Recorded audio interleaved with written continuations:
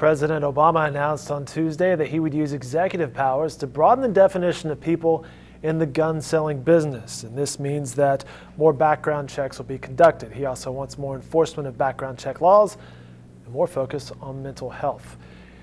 Joining us from Washington, D.C. via Skype, our man in Washington, Chris Castile. Sir, how are your holidays? Oh, they were great, Dave. Thanks for asking. I appreciate it. Hope you had a good break yourself. Yeah, Or some break. no complaints there at all. Holidays are always good, and we're right back after it today. We heard President Obama's an emotional speech from the president. Your thoughts? Will this lead to a lot more background checks? Well, I think that ultimately, Dave, that they can do what they're doing. This isn't some huge expansion. I don't think it'll lead to a lot more background checks or a lot of prosecutions of people who are, quote, in the business, of selling guns. I just don't think it's going to have, a major impact. And most background checks, only a tiny percentage of people fail these background checks anyway. So, I think there was a lot of symbolism in what he did today, and not a lot of practical effects. And in the other parts, of his proposal, hiring more federal agents to investigate gun dealers to make sure make sure that they are licensed as gun dealers and are doing background checks.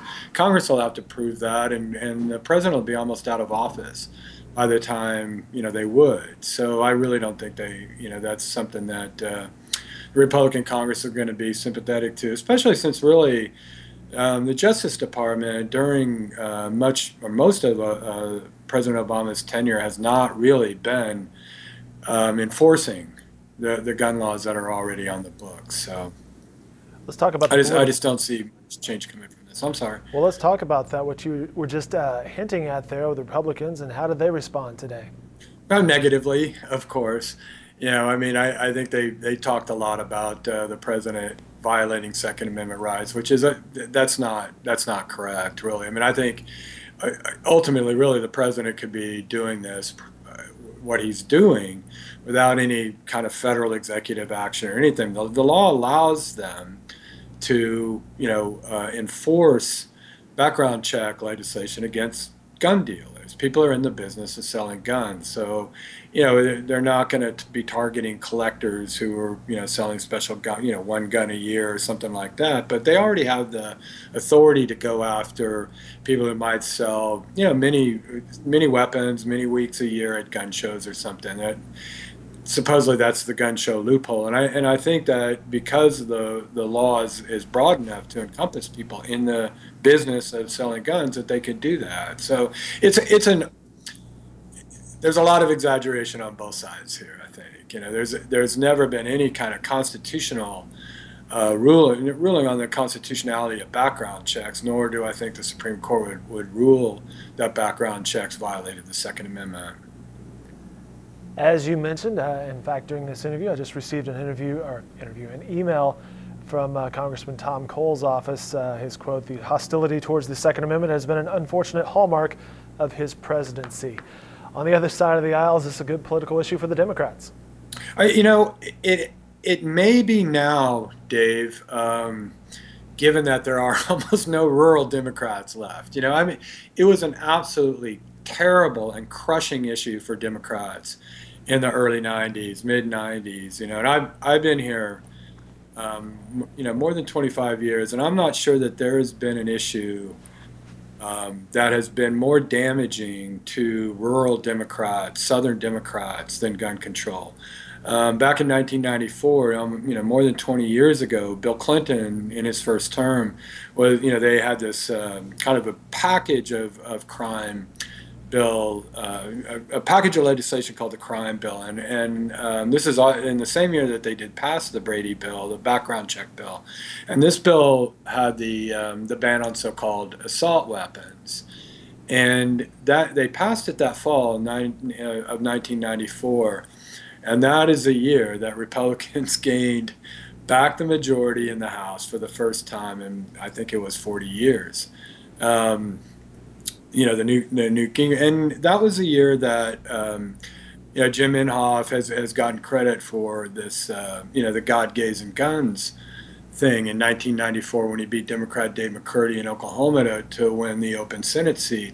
But I think guns, that issue hurt Democrats all across the South. And Bill Clinton was later to admit that. And Democrats in the South that year, 19, just got crushed.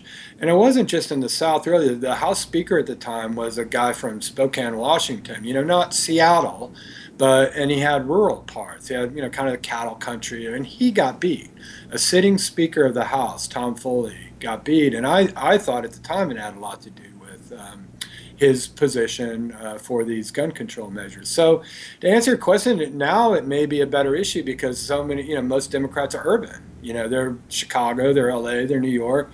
They're not, from Oklahoma anymore, Texas or Alabama or Louisiana. So, that may be why, Democrats, but, they had their chance too. And 2009 and 2010, when President Obama first took his first 2 years in office, they had a chance to pursue whatever gun agenda the president wanted to pursue because Democrats controlled both houses by big margins in those years, and they didn't. They never tried, and I think it's because they knew that is not an issue for us. That's not a good issue for us to. Hey, it turns out that Obamacare killed them, the party's majorities anyway. So.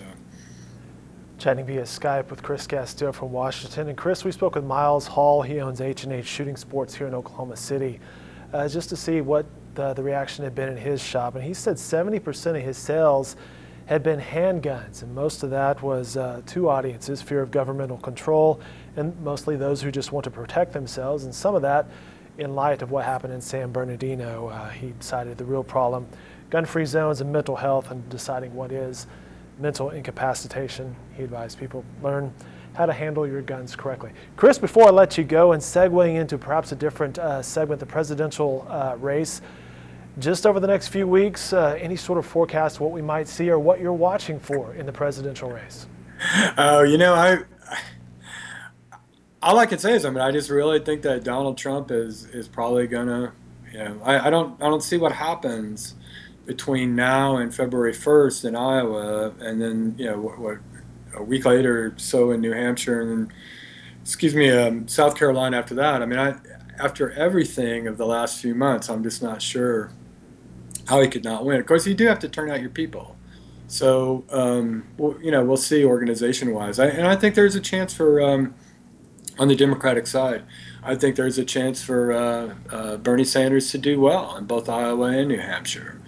And for that to, at least slow down Hillary Clinton a little bit, although it's really hard for me to see Bernie Sanders challenging her, deep into the primaries. But, at least it could be a race for a few weeks beyond Iowa. It definitely will be a race on the Republican side for a few weeks beyond Iowa. And till they get to us, till they get to Oklahoma and Super Tuesday states, I think that'll be, much more of a sorting out day than either Iowa or New Hampshire.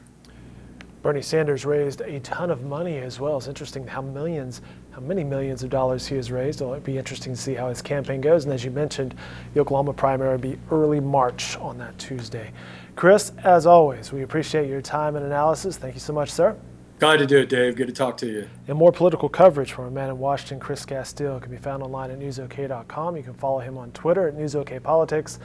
Of course, coverage in the Oklahoman.